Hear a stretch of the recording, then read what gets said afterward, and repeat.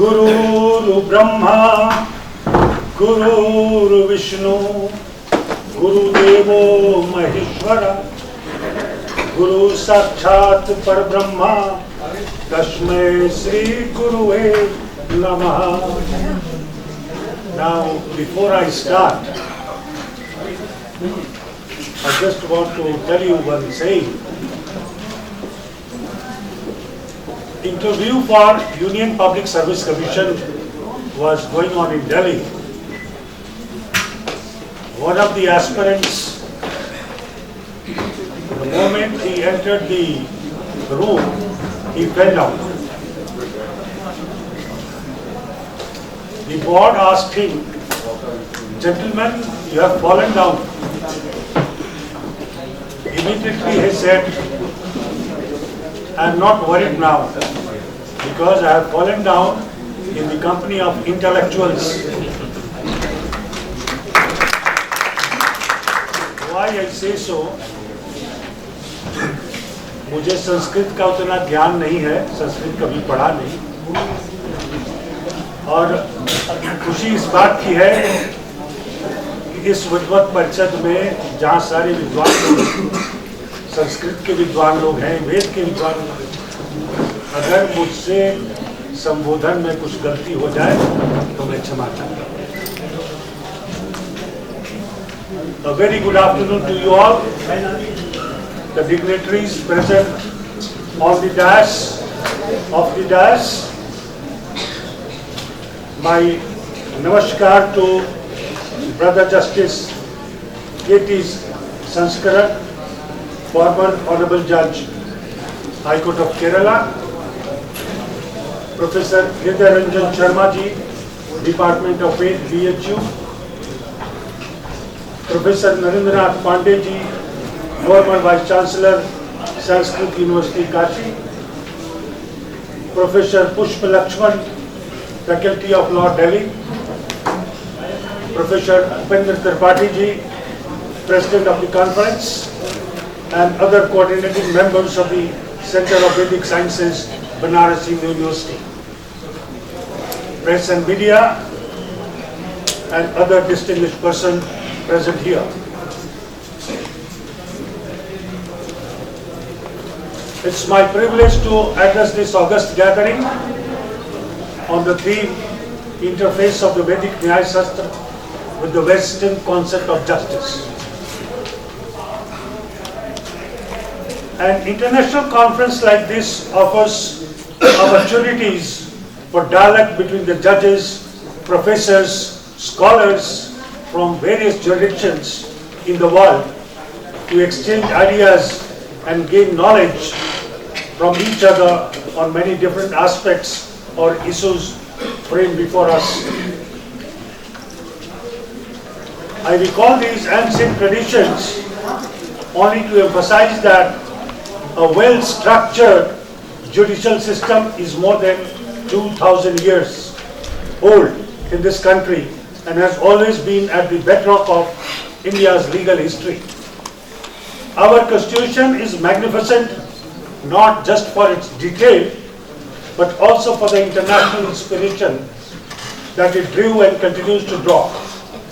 The constitution makers embraced a famous saying from Rigveda, "Anau Bhadra Kratavo Yantu Vishwata." Let noble thoughts come to me from all directions. India, being a melting pot of myriad cultures and traditions, is well known. This is equally true of its judicial system and institutions. We have assimilated legal cultures of all the civilizations who have come to our shores: the Mughals, the Portuguese, the French, the Dutch, and finally the English. Right from conventional court system to customary methods of education and rules for evidence, our system of education have been a diverse mixture of traditions of the past infused with the present looking towards the changing times. Before these cultures reached our shores, India had a well-established system of courts. The rules were all contained in the scriptures, which prescribed a mandatory open hearing in courts in the presence of officers of the court. For instance, the Vyas Smriti provides the various stages of a valid decision. They are the plate, written statement, issues, evidence, its analysis, argument of the lawyer, provisions of law, and that the decision should be decided by the members of the bench. The judgment should have a royal seal on it. Dharma is a unique blend of rigidity and flexibility. It protects eternal principles and accepts continued valid traditions. Shrutis stand for universal, eternal, and fundamental principles. Smritis stands for a group of values derived from these principles and finding their expression in limited, temporary, and relative field of social life. In comparison with the modern law, the Vedic law was a peculiar legal system as it followed a unique arrangement of law and polity with unique schemes of value. The main aim of the law in Vedic period was to preserve dharma, which means righteousness and duty. It consists of both legal duties and religious duties. It not only includes law and court procedures, but also a wide range of human activities like ritual purification, personal hygiene regimes, and modes of stress. Dharma provided the principles, guidance by which one endeavored to lead his life. Now in the first session, you must have heard, if you all were present here, that what is the difference between dharma and religion. This is the difference which I have highlighted. The Smritis greatly emphasize that it was the responsibility of the king. Some of the most prominent Smriti are Dharma Shastra, Yajanvalkya Smriti, Narada Smriti, Brahaspati Smriti, Katyayana Smriti. These texts were often used for legal judgments and opinion. They dealt with the subject matter of dharma and were guidebooks on dharma with rules of conducts and rights. During this period also, the legal procedures, including that of filing cases, were called as Vyavahara. The equivalent of modern plaint was called Purvapaksha, and that of written statement as Uttar. The trial was called Kriya and verdict as Nirnay. The profession of lawyers or advocates were unknown during this period. So in the Vedic period, we didn't have any lawyers, professionals like we have today. Trial by jury and trial by ordeal were the two types of trials. We talked of trials, there was also trial. That existence during that period. The doctrine of king can do no wrong was not accepted, and the king was himself subjected to law. What we talked about, that whether law is above the king or the king is above the law. Let us be very clear that king was not above the law during the Vedic period also. Slide? You don't know? No. All right. The Vedic period sovereignty was based on an implied social compact, and if the king violated the traditional pact, he forfeited his kingship. In the happiness of his subjects lies the king's happiness. In their welfare, his welfare. Whatever pleases him, he shall not consider as good, But whether pleases his people, he shall consider it to be good. As much as it discussed in Western jurisprudence, the principles of interpretation has been dealt by Vedic jurisprudence. The said principles of interpretation was developed to high degree of perfection.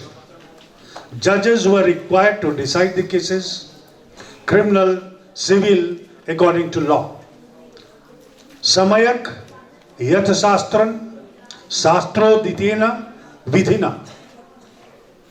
This involved interpretation of the written text of the law, a task which created many problems, such as elucidation of obscure words and phrases in the text, reconciliation of conflicting provisions in the law, solutions of conflict and principles of equity, justice and good conscience, adjustment of custom and smritis, and so on.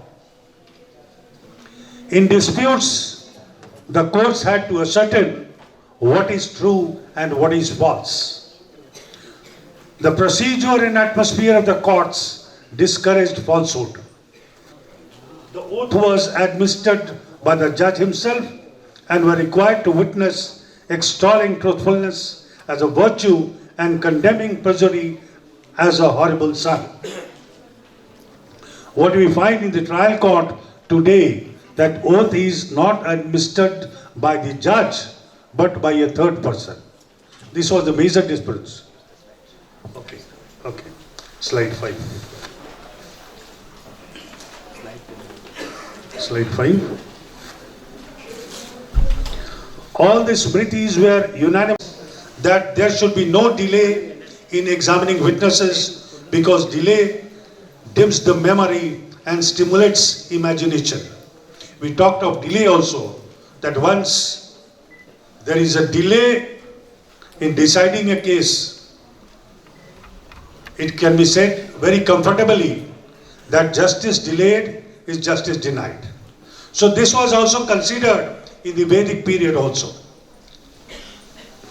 Therefore, delay leads to great evil and results in witnesses turning away from the law. It is noteworthy that Indian judiciary today also consists of a hierarchy of courts organized on similar principles. All of us, we know that here also we have village courts, munsif, civil judge, civil courts, district courts, and their high courts, and then Supreme Court. We are following an ancient tradition without being conscious of it. It is not a new thing. In previous days, in Vedas, we also find the same hierarchy. The Srutris and Smritis are similar in character to the international conventions. Acts, orders, and judicial pronouncements, Puranas and Itihasas, are like legal cases that are complicated by real-life situations. On summing up the fundamental principles on which the judicial process in ancient India was founded, that the sovereign was not to interfere with the judiciary, but on the contrary, the latter was under a duty to interfere in case of wrong decision by the king. It has been rightly highlighted by the Honorable Justice Rama Subramaniam, Judge Supreme Court of India. A significant difference between modern law and the Dharma Shastras is that if the former is concerned with only conduct of human beings, the latter dealt with both conduct and character. So in ancient days, in Vedic period, we had both conduct as well as character. Now slide 6. Nyaya philosophy of Jainism and its applicability in modern legal system. Just hurriedly, as it is generally said, the life of law has not been logic, it has experience. It reflects the story of nations' development of many centuries and evolved out of the felt necessities of time along with the prevalent moral and political theories. The historical perspective of civil and criminal justice delivery system of today's owes its origin to the authorities' source as Manu Smriti, Nyay, Mimamsa and Kautil's Arthashastra. One of them is Jaimini's Sutra, regarded as the foremost work written around 500 BC. The Mimamsa Sutra of Saga Jaimini has summed up the general rules of Nyaya or Vedic interpretation. Mimamsa means reflection and critical investigation. Being the sixth darshans, Samakhya, Vaisheshika, Astika, Vedant, Nyaya of Indian philosophy, which is the earliest and as deeply influenced by the formulation of Hindu laws. The aim of Mimamsa is to give rules of interpretation of Vedas and provide a philosophical justification for observance of Vedic rituals. Jaimini's work is written in sutra, string form, which was the classical method used in those days to present a subject systematically. It is said that sutra aimed at expressing the complete idea in the minimum number of words. And if they could omit even a single stroke in a word, they felt happy, and if a son was born to them, sometimes one sutra consists of just one word. So already we have been delayed because, and if this would have been taken into consideration, there was no question of any delay. Anyway, the main essence of Mimamsa is to enlighten on Dharma, which in this school is acknowledged as a set of ritual, obligations and prerogatives, if properly performed, maintains the harmony of the world and further the personal goal of performance. It was purely practical in origin, which contributed to the direction, method and concept of Hindu erudition. The knowledge of Mimamsa principles enables one to infuse equity and the democratic spirit into the law in a manner unknown to Western techniques of interpretation. Next. An example of this is one of the celebrated judgment in the case of Mahabir Prasad Dwivedi versus State of UP, reported in AIR 1992, Allahabad, page 351.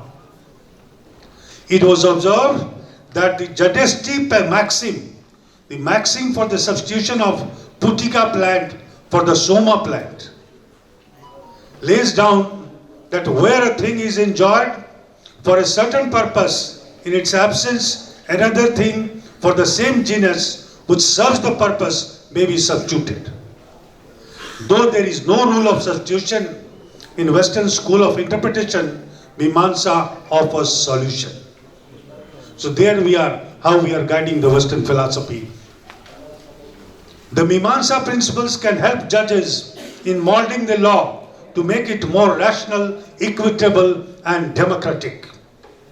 After all, principles of interpretation are substantive laws, but constitute a methodology of tool for solving questions of interpretations. Indeed, we need to invoke Western rules of interpretation as usual wherever they are applicable. It should equally be possible for us to invoke Mimamsa rules of interpretation where they are found appropriate and useful. Therefore, we can use any kind of principles of interpretation which can help us resolve a legal difficulty or make the statute more equitable or rational. Now, the role of king in administration of justice. In the first session, we also talked about this topic. Now let me emphasize on that. The fountain source of justice was the sovereign. In Indian jurisprudence, dispensing justice and awarding punishment was one of the primary attributes of sovereignty and other administrative action. The concept of open and fair trial of cases existed in ancient Indian society, as king was accountable for that. Dharmastram puraskritya prad vivak mate sthita samahitmati payet vyavaharana nukramat. The king should try cases with great care, according to law and due order, adhering to the opinion of the Chief Justice. The concept of judgment to be free from bias, which is ultimate concept of principle of natural justice. Today we are talking of natural justice even in criminal cases, civil cases, constitutional matters, we talk of natural justice. This was also prevalent in the Indian society at that point of time. Next. Now, as rightly expressed in Narada, if a king disposes of lawsuits, vyavaharan, in accordance with law and is self-restrained in court, in him the 7 virtues meet like 7 flames in the fire. This was the concept of a king. Narada enjoins, when the king occupies the judgment seat, Panch Parmeshwar, when the king occupies the judgment seat, Dharmasanam, he must be impartial to all beings, having taken the oath of the son of Vibhasa. The oath of Vibhasavan is the oath of impartiality. So, it can be said that the main thing is king has to be impartial. Judge has to be impartial.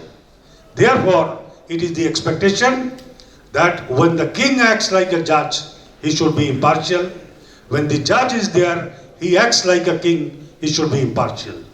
The son of Vibhasana is Yama, the god of death, who is impartial to all living beings. In reference to Manusmriti, king was Dand Chhatradhari, holder of punishment and protector. Punishment was the essential character of law, and he justified the punishment to keep people under control and protects them. Dand Shastri Pragya Sharva Dand Eva Veer Chati Dand Sumateshu Jagrati Dand Dharma Vidu Vardha. Punishment remains awake when the people are asleep. So the wise hand have recognized punishment itself as a form of dharma. Punishment protects dharma, artha and karma. Trivara Grupa, symbol of dharma, artha and karma. Sarvo dandajito loko durlabho hi suchi jana dandasya hi bhayat bhito bhogayo pravartate. It is difficult to find a man in this world who is always pure in all respect. It is only on account of fear of punishment that an individual behaves properly and is kept within its bound. वो कहा गया ना, बिन भय हो ही न प्रीति, तो डर रहना ही चाहिए.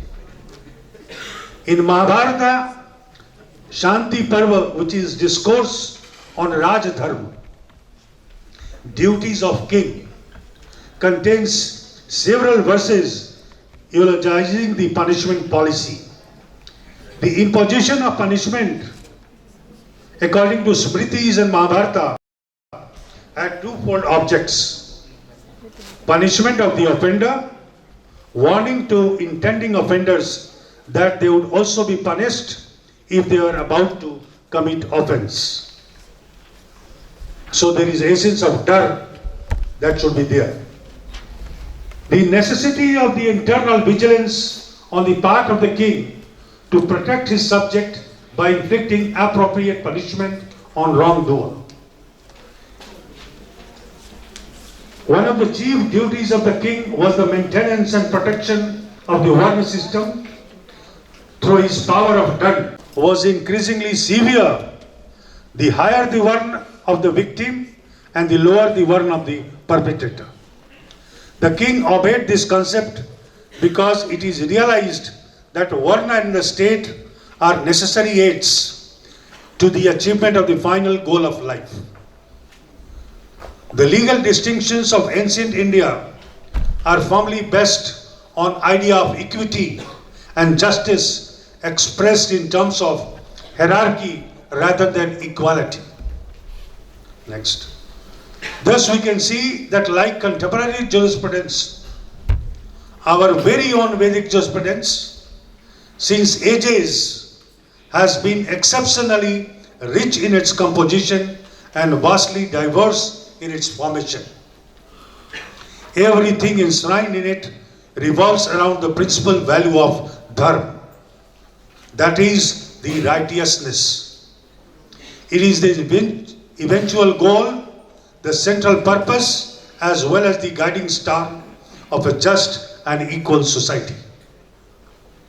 Moreover, even at the times, if a dharma takes birth, then Krishna has rightly remarked in Bhagavad Gita, Yada yada hi dharmasya glani bhavati bharata abhyuthanam dharmasya tada atman srijami aham. Whenever there is a fading of the dharmas and the uprising of unrighteousness, then I lose myself forth into birth. Finally, before concluding off, I would like to express my gratitude to conference organizers and sponsors. Conferences such as these, in a sense, celebrate the universality and seek a better expression through the challenges that the judiciaries of the world face. Undoubtedly, the success of the rule of law in our countries depends on how the judiciaries respond to such challenges and how they emerge. I do hope that at the end of the session, all of us would be benefited by learning from each other and have a clearer definition of the roles of the judiciary in the changing world. Thank you. Jai Hind.